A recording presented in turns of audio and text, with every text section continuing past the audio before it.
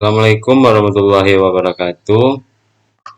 Baiklah, pada kesempatan ini Bapak akan menjelaskan materi kita selanjutnya, sistem kemudi dan power steering.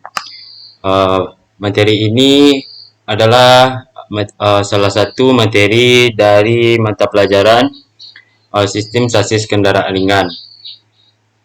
Dan materi ini harus Anda kuasai.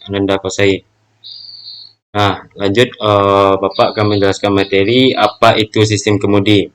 Sistem kemudi adalah sekumpulan komponen yang memungkinkan kendaraan untuk mengikuti arah yang diinginkan pengemudi atau pengendara. Nah, di sini kemudi memiliki jenis. Yang pertama sistem kemudi manual dan yang kedua sistem kemudi power steering. Pada sistem kemudi power steering juga terbagi atas dua, power steering hidrolik dan electric power steering atau biasa disebut EPS. Nah, selanjutnya sistem kemudi manual. Ini adalah sistem kemudi pertama yang digunakan untuk menggerakkan roda mobil saat dikendarai. Sistem ini hanya menggunakan komponen yang disusun berhubungan. Sayangnya, sistem kemudi manual membuat kita harus mengeluarkan tenaga yang lebih. Pasalnya, cara kerja sistem kemudi ini masih secara manual. Ini yang membuat pengemudi lebih cepat lelah saat mengemudi. Nah, selanjutnya konstruksi dan komponen-komponen sistem kemudi manual. Nah, di sini komponennya yang pertama yaitu ada steering wheel atau biasa disebut steer. Selanjutnya steering column. Dan yang ketiga steering main shaft. Yang keempat steering gear housing. Yang kelima pitman arm. Yang keenam idle arm. Yang ketujuh relay rod. Yang kedelapan T-rod dan yang terakhir conical arm. Nah, selanjutnya steering wheel. Ini adalah roda kemudi yang berada di dalam kabin, sering juga disebut steer. Kemudi ini berhubungan langsung dengan pengemudi. Fungsinya sebagai komponen awal dalam sistem kemudi yang bisa memudahkan pengemudi membelokkan posisi roda depan. Selanjutnya steering column. Steering column ini terpasang pada bodi mobil menggunakan bracket column dengan tipe breakaway. Steering column bisa bergeser naik turun. Ini juga komponen yang berfungsi untuk menyalurkan arah putaran dari roda kemudi ke steering gear. Nah, selanjutnya ada steering gearbox.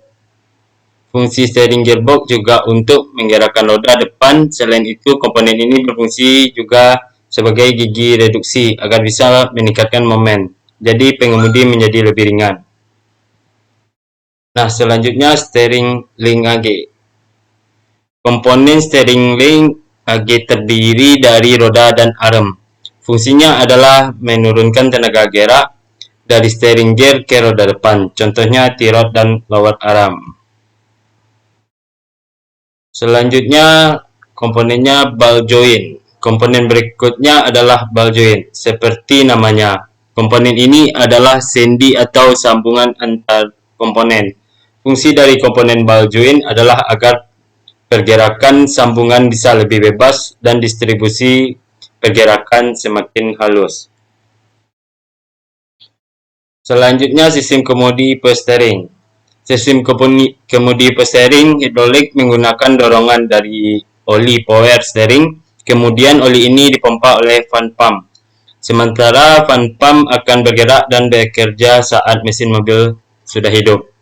Selanjutnya beberapa mobil yang sudah menggunakan teknologi EPS atau elektronik power steering menggunakan motor listrik. Kelebihan dari power steering adalah sebagai berikut. Mengurangi daya mengemudi atau disebut juga dengan steering effort. Yang kedua, pengemudi mobil menjadi lebih stabil dan akurat. Dan yang ketiga, tenaga yang perlu dikeluarkan pengemudi tidak terlalu banyak sehingga tidak cepat lelah saat mengemudi. Gambar ini adalah gambar komponen power steering rack and pinion. Yang pertama ini yaitu reservoir. Reservoir ini bisa disebut juga dengan tangki penampung. Berfungsi sebagai tempat untuk menyimpan dan mengontrol level cairan power steering. Ini memungkinkan sistem untuk mengambil cairan tambahan saat diperlukan dan mencegah udara masuk ke dalam sistem. Nah, yang kedua adalah pompa. Pompa bertanggung jawab untuk menghasilkan tekanan yang diperlukan untuk mendorong cairan power steering melalui sistem. Ini biasanya merupakan pompa roda gigi atau pompa pirot yang didorong oleh mesin. Yang ketiga ada pipa pendingin. Pipa pendingin membawa cairan power steering ke pendingin atau ke reservoir untuk mendinginkan. Ini penting untuk mencegah overheat dan memastikan kinerja yang optimal. Yang keempat, ada unit pengatur sirkuit aliran minyak. Unit ini mengatur aliran cairan power steering ke gigi kemudi sesuai dengan kebutuhan.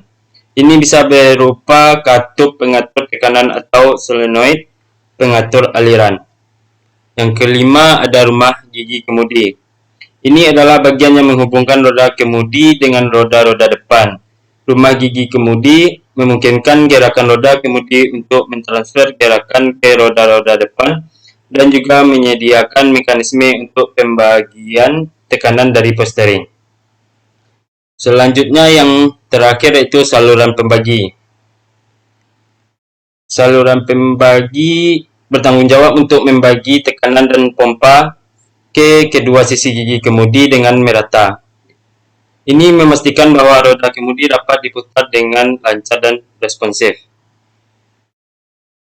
Setiap komponen ini bekerja sama-sama untuk memastikan bahwa power steering bekerja dengan baik, memberikan kemudi yang mudah dan responsif bagi pengemudi. Jika salah satu komponen mengalami kerusakan atau kegagalan, itu bisa menyebabkan masalah dalam pengendalian kendaraan. Selanjutnya masuk kepada prinsip kerja. Yang pertama, penguat tenaga kemudi bekerja atas dasar tekanan fluida. Yang kedua, tekanan fluida didapatkan dari pompa yang digerakkan oleh motor. Dan yang terakhir, tekanan fluida diatur oleh katup untuk diarahkan ke silinder sebelah kiri atau kanan pada saat belok, reservoir pada saat jalan lurus. Baiklah, hanya segitu materi dari sistem kemudi dan power steering.